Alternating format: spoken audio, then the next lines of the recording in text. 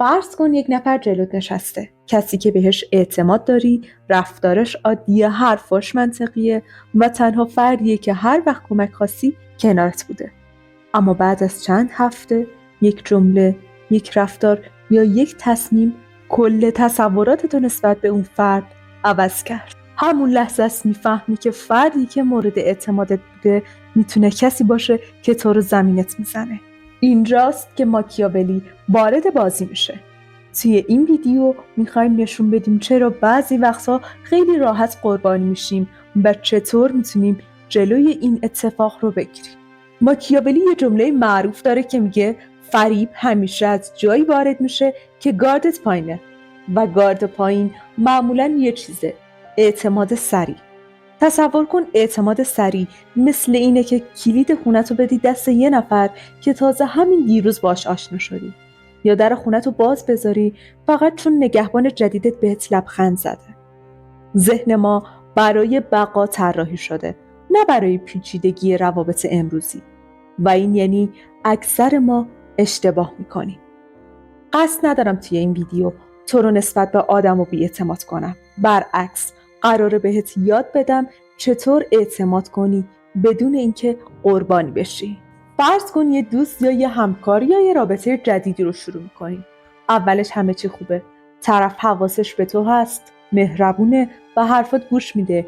اینجایی که کم کم گاردت پایین میاد. اما یه نکته تلخ داره. اولین نشانه اعتمادو همیشه اشتباه میگیری و اون نشانه شباهته. اگه کسی شبیه تو باشه، ناخودآگاه بهش نزدیک میشی. حرفاش شبیه توه، خنده‌هاش شبیه توه، یا حتی ارزشاش شبیه توه. ذهنت میگه خب اون خودیه، اما ماکیاولی اینجایی که هشدار میده. ضربه ها بیشتر از کسایی که خیلی شبیه ما هستن میان، نه غریبه ها یا حتی دشمن ها. همونهایی که فکر میکردیم مثل خودمون هستن. سوالی که اینجا پیش میاد اینه که چرا بعضیا همیشه قربانی اعتماد میشن؟ شانسشون بده، بد میارن، یا یک الگوی اشتباه ذهنی دارن؟ نکته کلیدی دقیقاً همینجاست. تو آسیب پذیر نیستی. رفتار تویی که قابل پیش بینیه. آدمایی که بلدن اعتماد جلب کنن دقیقاً از همین پیش بینی سوء استفاده میکنن. ماکیاولی میگه اعتماد جایزه‌ایه، نه شروع. بیشتر آدما رابطه‌شون رو با اعتماد شروع میکنن و با شک تموم میکنن. اما برعکس این موضوع درسته. رابطه باید با شک شروع بشه و با اعتماد تثبیت بشه. یه نفر میتونه با دقت تمام ضعف‌ها و نیازهات ذهن تو رو بشناسه و با همین شناخت بازی کنه.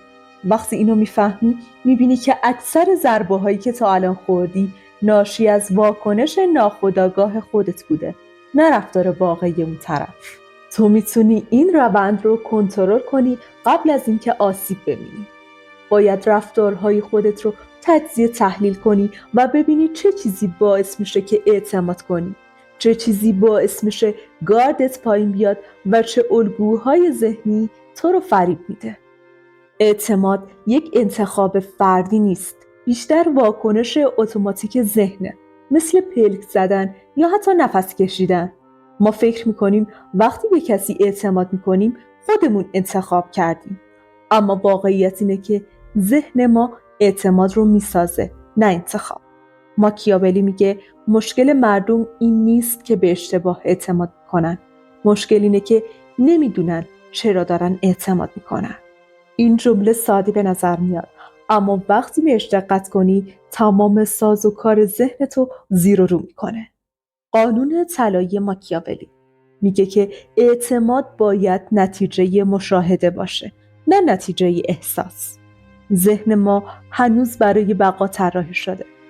کسی که شبیه ما باشه امن به نظر میاد. اما امروز رفتارها پیچیده، نقابها واقعی و تشابه فقط یک ابزاره. اعتماد باید بر اساس عملکرد تکرار شونده ساخته بشه، نه یک حس لحظه‌ای. نکته بعدی که خیلی مهمه اینه که ذهن فقط به شباهت حساس نیست، به کمبود هم واکنش نشون میده. یعنی اگه توی زندگیت کمبود توجه، تحسین یا همراهی داشتی، کسی که این کمبود رو برات پر کنه برات 10 برابر قابل اعتمادتر میشه. نه به خاطر خودش، به خاطر نیاز ذهن تو. اینجا میخوام 3 اشتباه بزرگ ذهن که باعث میشه سریع اعتماد کنی رو بهت بگم. اولین مورد اینه که نشانه‌های مثبت رو بزرگ میکنه.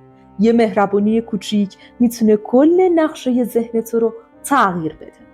دومین مورد نشانه‌های منفی رو کوچیک میکنه. وقتی یه رفتار مثبت دیدیم، نشانه‌های منفی رو از اون به بعد توجیه میکنیم. این بار استثناست، همه اشتباه میکنن یا فقط یه بار بوده. مورد بعدی نشانه‌های خنثی رو مثبت میکنه. گاهی طرف هیچ کاری واسط نکرده، اما چون تو میخوای خوب باشه، رفتارهای عادیش هم نشانه خوب برداشت میکنی. اما تو از الان با بقیه فرق داری. وقتی این ساز و کار رو فهمیدی، دیگه قدرت پیدا میکنی که ذهنت رو ریست کنی. از خودت میپرسی این حس واقعیه یا ذهن من اونو بزرگ کرده؟ یا این رفتار اصلا چند بار تکرار شده؟ میتونی متوجه بشی که طرف قابل اعتماد هست یا نه. در ادامه میخوام 3 تا از تاکتیکای مهم ماکیاولی در مورد اعتماد رو بهتون بگم. تاکتیک اول، اعتماد رو مرحله بندی کن، نه اینکه نقدی بده. همه ای ما عادت داریم اعتماد رو یک باره خرج کنیم. اولین ملاقات، اولین پروژه، اولین همکار. ذهنمون فوری میگه خوبه پس اعتماد کن. اما ماکیاولی میگه مردم به جای اینکه کم کم اعتماد کنن، همه چیزو همون اول میبخشن. تصور کن یه دوست جدید یا یک همکار تازه پیدا کردی که بهت لبخند میزنه. ذهنت یه حس خوبی از طرف گرفته و فوری واکنش نشون میده که این آدم قابل اعتماد به نظر میاد. اما این فقط اولین لایه است، نه حقیقت واقعی. تو باید وارد سیستم مرحله‌ای بشی. نگاه کن ببین لبخندش واقعیه یا ساختگی. پاسخاش طبیعیه یا دقیقاً حساب شده. ذهنت نیاد اون پاسخو بزرگتر جلوه بده. از طرف درخواست کن، یه درخواست کوچیک یا یه سوال سخت. ببین چه واکنشی نشون میده. اینجایی که شخصیت واقعی میتونه خودش رو نشون بده، نه نقاب اولیه. وقتی برنامه‌ها به هم میخوره، سوء تفاهم شکل میگیره یا یک موقعیت پیش بینی نشده ایجاد میشه، اونجاست که آدم‌ها نقابشون رو برمی‌دارن و خود واقعیشون رو نشون میدن.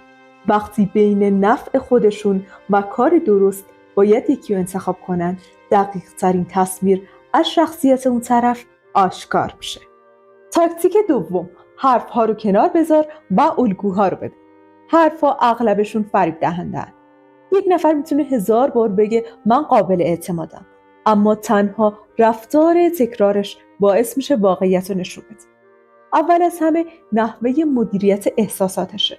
کسی که کوچکترین شکست یا ناامیدی رو با انفجار احساسات نشون میده، در بلند مدت خطرناکتره، چون تحت فشار قابل پیش بینی نیست. مورد بعدی واکنش به محدودیت‌های. وقتی بهش نمیگی یا یه مرزی میذاری، ببین واکنش واقعیش چیه، اونجایی که شخصیتش رو نشون میده. مورد بعدی رفتارش با دیگرانه. اگه با تو مهربونه اما با بقیه بی‌ادبه، این مهربونیش استراتژیکیه نه اخلاقی. همیشه یادت باشه فریبکارا بهترین بازیگران مهربونی هم. حتی ممکنه کسی که فکر میکردی خیلی قابل اعتماد بوده، زیر فشار یا محدودیت چهره واقعیش رو بهت نشون بده. تاکتیک سوم، قبل از اعتماد بفهم که طرف مقابل به چی وفاداره.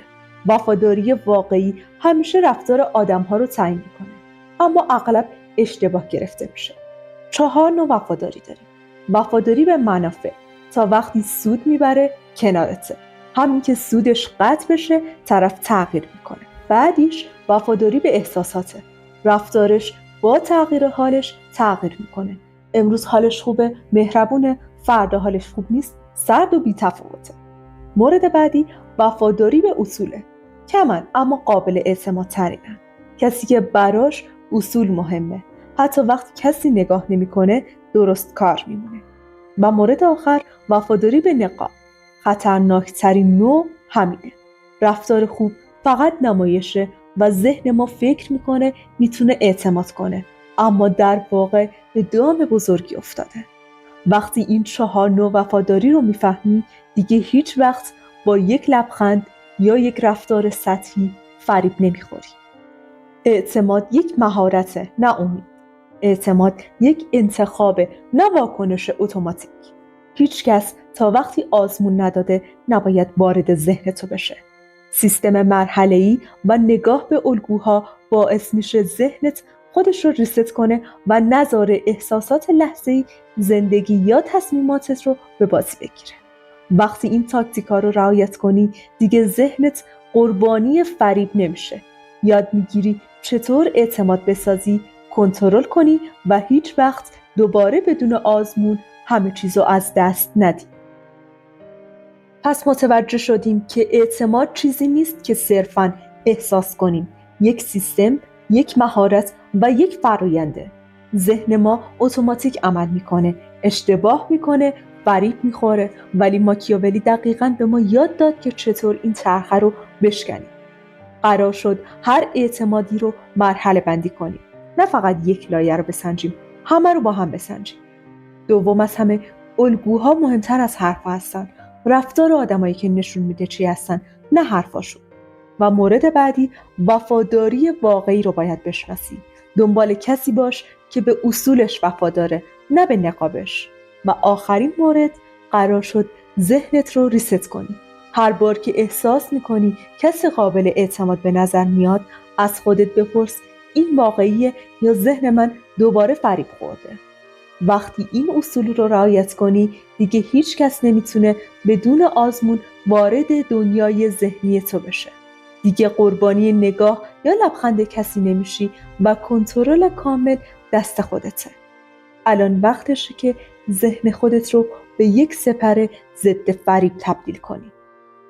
اگه از این ویدیو خوشت اومد، خوشحال میشم کانال رو سابسکرایب کنی و زنگوله رو بزنی تا هیچ وقت ویدیوهایی که ذهن تو رو قدرتمند میکنه از دست ندی. اگه میخوای یاد بگیری چطور دیگران رو بدون اینکه فریب بخوری بسنجی و اعتماد کنی، این ویدیو دقیقاً برای توه. کامنت بذار و نظرتو بگو. تا الان چند بار ذهنت بدون اینکه بفهمی فریب خورده؟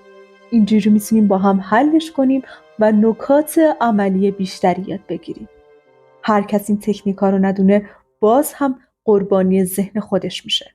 اما تو با همین چند مرحله ساده تونستی یک قدم از بقیه جلوتر باشی و اعتماد رو دقیق و حساب شده بسازی.